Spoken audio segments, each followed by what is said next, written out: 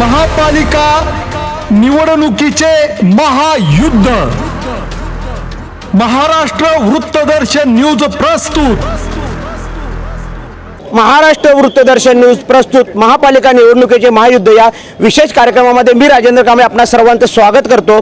या ठिकाणी निवडणुकीची रणधुमाळी सुरू आहे। प्रचाराच्या तोफा आता थंडावल्यात, मात्र आता जी कायदा आणि सुव्यवस्था राखण्याचं जे काम करत असतं ते पोलीस दल करत असतं आणि आता या ठिकाणी सांगली जिल्हा पोलीस दलात मार्फत या ठिकाणी पथसंचलन करण्यात आलं आहे, प्रात्यक्षिक करण्यात आलं आहे आणि या ठिकाणी SP साहेब स्वतः या ठिकाणी त्यांच्या अधिकाऱ्यांचा फौजफाटा घेऊन या ठिकाणी रस्त्यावर उतरताना दिसत आहेत। कुठेही कायदा आणि सुव्यवस्था बिघडू नये यासाठी पोलीस दल कार्यरत आहे। आपल्यावर बोलण्यासाठी SP साहेब आहेत। काय सांगाल साहेब, या महापालिका निवडणुकीच्या अनुषंगाने तुम्ही कशा प्रकारे तयारी केली? उद्या 15 जानेवारी 2026 सर्व मतदान केंद्रांवर ही निवडणुकीची प्रक्रिया पार पडत आहे। त्या ठिकाणी योग्य तो बंदोबस्त आम्ही पूर्ण मतदान केंद्र आणि शहराच्या महत्त्वाच्या भागामध्ये लावत आहोत। कुठेही काही अडचण येणार नाही, शांततेच्या वातावरणामध्ये ही निवडणूक पार पडेल। माझं सर्व मतदारांना नागरिकांना आव्हान असेल, आपणही प्रशासनाला सहकार्य करा आणि जास्तीत जास्त संख्येमध्ये आपण मतदानाचा हक्क बजवायचा आहे। कुठेही गुंडगिरी किंवा दहशत माजवण्याचा प्रयत्न झाला तर पोलीस कशा प्रकारे कारवाई करणार आहे?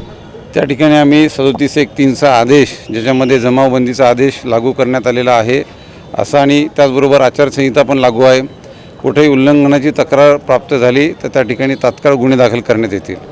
किती पोलीस दल या ठिकाणी सांगली महापालिका क्षेत्रात या ठिकाणी बंदोबस्तासाठी असणार आहेत? किती अधिकारी असणार आहेत? जवळजवळ 1500 अंमलदार आणि 200 अधिकारी इतके आपण या बंदोबस्तामध्ये वापरत आहोत। कुठेही काही अडचण येणार नाही यासाठी आम्ही प्रयत्नशील आहोत। ज्या गल्लोगल्ली पोलीस या ठिकाणी चौक्या असतील लावण्यात आलेल्या आहेत आणि हत्यारबंद पोलीस त्या ठिकाणी बसवण्यात आलेला आहे, काय नेमका त्याचा उद्देश काय आहे? याच्यामध्ये शहरातील कायदा सुव्यवस्था कुठेही बिघडू नये हा त्यामागचा उद्देश आहे आणि शांततेच्या वातावरणामध्ये ही निवडणूक प्रक्रिया पार पाडायची आहे। स्ट्रॉंग रूमच्या ठिकाणी कशा प्रकारे बंदोबस्त असणार आहे? सध्या स्ट्रॉंग रूमला मी सांगली जिल्हा पोलीसचं फिक्स पॉईंट लावलेला आहे, पण जसं निवडणूक प्रक्रिया पार पडेल मतपेट्या त्या ठिकाणी येतील, आम्ही 2 थरामध्ये तो बंदोबस्त त्या ठिकाणी लावू।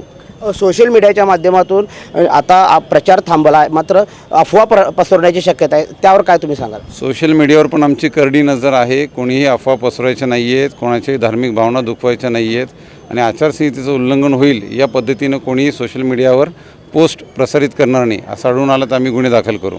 महाराष्ट्र वृत्तदर्शन न्यूजमध्ये आमचे न्यूज चॅनल या ठिकाणी उद्यापासून एक कार्यक्रम सुरू करतो आहे। लोकशाही बळकट करण्यासाठी लोकांनी 100% मतदान करा। लोकांना तुम्ही या मतदानासाठी काय आवाहन कराल? यामध्ये प्रत्येक मतदारांना आपला मतदानाचा हक्क बजावणं गरजेचं आहे, तरच आपली लोकशाही ही बळकट होईल आणि स्थानिक स्वराज्य संस्थांच्या निवडणुका या पार पडतायत शांततेच्या वातावरणात, याचाही आपण फायदा घेणं गरजेचं आहे। या ठिकाणी सांगली जिल्हा पोलीस दलामार्फत या ठिकाणी पथसंचलन सुरू आहे। आपण बघू शकत असाल की SP साहेब स्वतः आपल्या अधिकाऱ्यांना सोबत घेऊन या ठिकाणी रस्त्यावर उतरलेले दिसत आहेत। कायदा आणि सुव्यवस्था बिघडवणाऱ्यांवर कडक कारवाई केली जाणार आहे अशा प्रकारची प्रतिक्रिया सांगली जिल्हा पोलीस अधीक्षक संदीप गोगे सरांनी दिली आहे। कॅमेरामन राहुल सोबत मी राजेंद्र कांबळे, महाराष्ट्र वृत्तदर्शन न्यूज, मिरज।